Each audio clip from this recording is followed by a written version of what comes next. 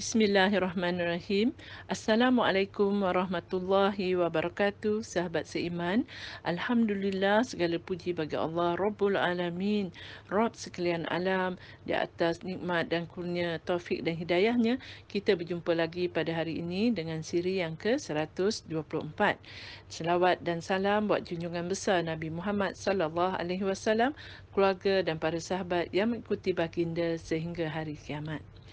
Alhamdulillah. Hari ini kita pergi kepada satu topik. Kita membincangkan tentang bagaimana sebenarnya pembuat dan pengamal bid'ah ini sukar untuk bertaubat, ya. Rasulullah sallallahu alaihi wasallam bersabda, sesungguhnya Allah menghijab taubat daripada setiap pembuat dan pengamal bid'ah. Ini merupakan hadis sahih yang dikeluarkan oleh Al-Tabarani dalam Al-Mu'jam Al-Awsat, hadis nombor 4202, dan Al-Bahaqi dalam Sya'bul Al-Iman, hadis nombor 9011. Dihimpunkan oleh Haisami dalam Majma' Al-Zawaid wa Manba' wal-Afaraid, hadis nombor 17457, dan beliau berkata riwayat At-Tabarani dalam Al-Awsat, para perawinya adalah perawi yang sahih kecuali Harun bin Musa Al-Falwi. Dia seorang yang dipercayai. Dihimpunkan oleh Al-Munziri dalam Al-Targhib wal Al-Tarhib, dan beliau berkata riwayat Al-Tabrani dan sanadnya adalah hasan. Al-Albani menilainya sahih dalam silsilah Al-Hadis Al-Sahihah, hadis nombor 1620, dan sahih Al-Targhib wal Al-Tarhib, hadis nombor 54. Ya. Hadis ini sesungguhnya memberi peringatan serta amaran kepada setiap pembuat dan pengamal bid'ah. Ia dapat dirincikan sebagaimana yang berikut ni, ya. Yang pertama, ia tidak bermaksud Allah menghalang taubat daripada setiap pembuat dan pengamal bid'ah, tetapi menyukarkan taubat daripada mereka ini. Ini sebagaimana orang yang ditutupi hijab sukar untuk melihat di luar hijabnya.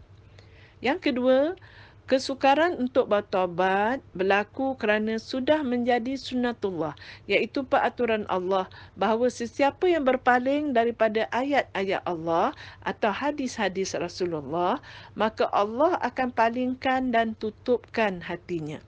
Kita perhatikan firman Allah Subhanahu Wa Taala di dalam surah Al-Saf ayat yang kelima, iaitu maka ketika mereka berpaling, Allah palingkan hati mereka daripada mendapat hidayah, dan sememangnya Allah tidak memberi hidayah kepada kaum yang fasik. Dan ayat 57 surah Al-Kahf, iaitu, dan siapakah yang lebih zalim daripada orang yang telah diperingatkan dengan ayat-ayat Tuhannya, lalu dia berpaling daripadanya dan melupakan apa yang telah dikerjakan oleh kedua tangannya. Sesungguhnya disebabkan sikap tersebut, kami letakkan tutupan di atas hati mereka, sehingga mereka tidak memahaminya, dan kami letakkan pula sumbatan di telinga mereka, sehingga jika kamu menyeru mereka kepada petunjuk, nescaya mereka tidak akan mendapat petunjuk selama-lamanya. Ya? Jadi dalam kes ini, Allah dan Rasulullah telah melarang daripada mencipta, meyakini atau mengamalkan bid'ah, namun larangan itu tidak dipedulikan. Ya? Maka Allah palingkan dan tutupkan hati para pembuat dan pengamal bid'ah daripada bertaubat. Ya? Berbeza bagi sesiapa yang menuruti ayat-ayat Allah dan hadis-hadis Rasulullah, maka sunnatullahnya, iaitu peraturan Allah, di mana Allah akan menambah hidayah kepadanya. Ini sebagaimana firman-Nya, dan Allah akan menambahi hidayah bagi orang-orang yang menurut jalan hidayah. Surah Maryam ayat 76. Ya? Dan orang-orang yang menerima hidayah, Allah menambahi mereka dengan hidayah serta memberi kepada mereka iaitu dorongan untuk mereka bertakwa. Surah Muhammad ayat 17. Ya. Yang ketiga ialah jika sesiapa dari kalangan pembuat dan pengamal bid'ah ingin bertaubat, Allah tetap akan membuka hijab tersebut, mempermudahkan taubatnya dan menerima taubatnya. Ya, oleh itu janganlah kita ragu-ragu atau berputus asa untuk bertaubat dan mengharapkan pengampunan Allah. Ya, sebesar mana ataupun sebanyak mana pun bid'ah yang telah kita buat dan kita amalkan, Allah Azza wa Jalla berfirman, katakanlah wahai hamba-hambaku yang melampaui batas terhadap diri mereka sendiri, iaitu dengan pelbagai kemaksiatan, termasuklah bid'ah. Janganlah kalian berputus asa dari rahmat Allah. Sesungguhnya Allah mengampuni dosa-dosa semuanya, iaitu apabila kalian bertaubat. Sesungguhnya dialah yang maha pengampun lagi maha penyayang. Surah Az-Zumar ayat 53. Jadi hadis yang kita baca tadi iaitu sesungguhnya Allah menghijab taubat daripada setiap pembuat dan pengamal bid'ah, dapat juga kita lihat dan fahami dari sudut yang lain, iaitu sebagaimana yang saya huraikan ini, faktor pendorong bagi seseorang itu bertaubat ialah adanya rasa bersalah melakukan maksiat. Ya, yang ini dengan rasa bersalah mendahakai larangan Allah dan Rasulullah. Oleh itu, orang-orang yang melakukan maksiat seperti judi, minum arak, zina, makan riba, menonton gambar serta video lucah dan sebagainya lagi, sebenarnya jauh di sudut hati mereka wujud rasa bersalah kerana tahu pasti tentang dosa-dosa mendahakai larangan Allah dan Rasulullah, serta keinginan agar pada suatu hari nanti mereka memiliki kekuatan untuk bertaubat. Ya, ini berbeza dengan para pembuat dan pengamal bid'ah. Mereka ini tidak merasa sedang melakukan maksiat. Mereka meyakini apa yang mereka buat dan amalkan itu adalah baik. Bahkan lebih baik daripada apa yang Allah dan Rasulullah telah syariatkan. Ya? Maka atas keyakinan yang palsu inilah, mereka merasa mereka tidak melakukan apa-apa kesalahan. Ya? Apatah lagi untuk dikatakan sedang melakukan kemaksiatan. Disebabkan tidak ada wujudnya rasa bersalah tu, maka mereka tidak bertaubat kepada Allah daripada amalan bid'ah tersebut. Ya, oleh itu riwayat daripada sebuah kata-kata yang masyhur, yang diucapkan oleh Sufyan Al-Thawri rahimahullah.